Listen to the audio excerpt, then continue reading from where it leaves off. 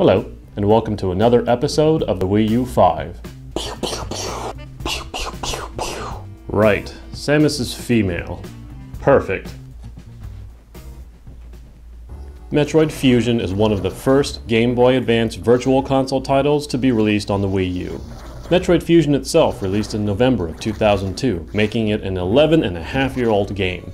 It was made by the same team that made the memorable and unforgettably famous Super Metroid title on the SNES. Anyone who has played Super Metroid will feel right at home. Platforming is easy to perform, and shooting is a matter of lining yourself up. And while Samus actually feels lighter, they've also added a few new features. These include ledge grabs and wall climbing, but of course, not crawling. You can now jump while in Morph Ball mode as well, taking out the need to use bombs to leap into wall gaps. Additionally, due to less buttons on the Game Boy Advance, Metroid Fusion lacks the sprint button of its SNES predecessor, automatically engaging sprint after a set distance of moving in one direction. Lastly, the Ice Beam has been replaced by Ice Missiles. Other than these changes, everything else remains the same, with not much needing to be said about how the power-ups work. Samus controls more accurately using the D-pad, which I personally recommend when playing this game, as it matches the original physics designed into the game with the Game Boy Advance in mind. Where the core game itself has changed lies its biggest flaw though. Each section is initiated with the navigation room.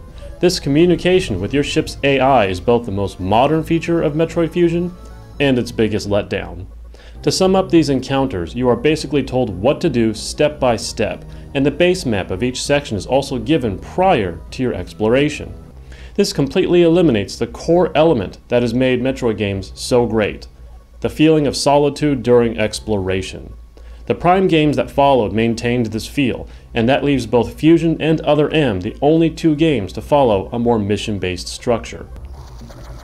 The game, like many games of its time, were not heavy on post-game content.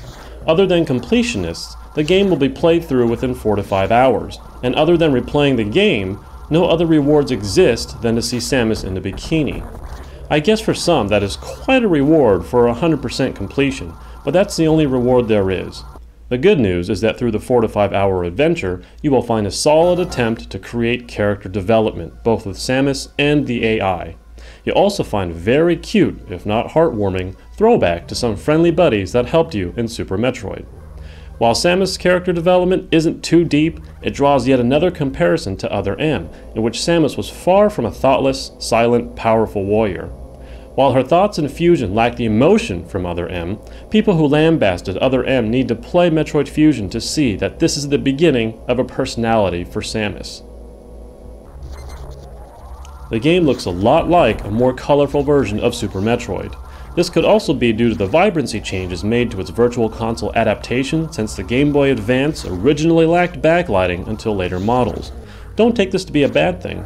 The game looks good for what it is.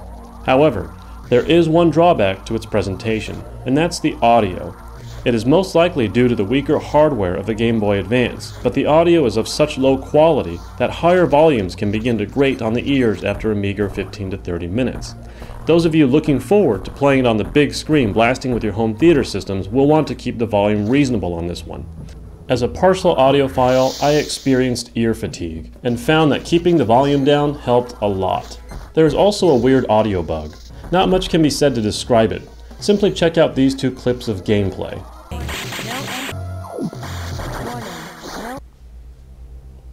Metroid Fusion is a good game.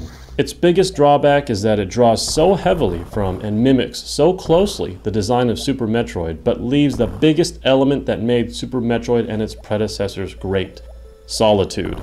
The constant banter with the AI telling you your next mission and instant basic map downloads right off the bat for each section make this game inferior to Super Metroid.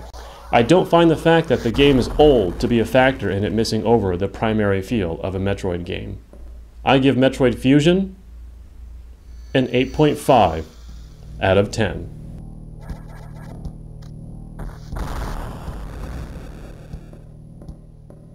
That's all for today, folks. Like my Facebook, follow me on Twitter, and of course, subscribe.